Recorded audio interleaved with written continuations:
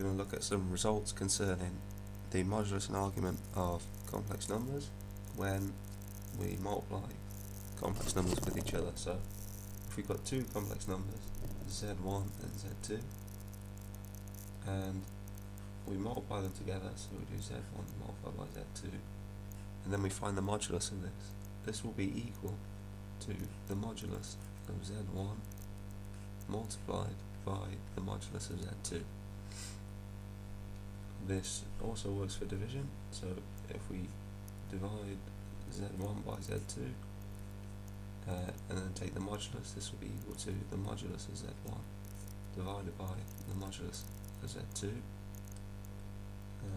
That should be a straight line. Now for the argument, if we find the arg of z1 multiplied by z2, that is equal to the arg of z1 plus the arg of z2.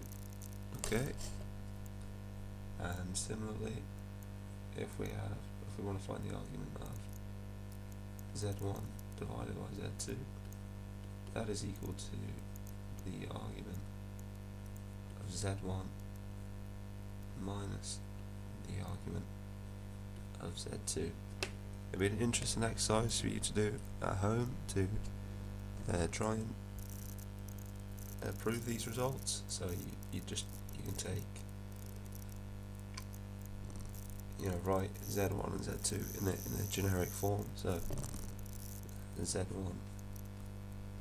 might be a1 plus b1i, and z2 could be a2 plus b2i, and then you could consider the modulus and arguments of these and show these results are true. I think the modulus proof will probably be a little bit easier, but should fall pretty naturally. If you did enjoy this video, please be sure to like and subscribe.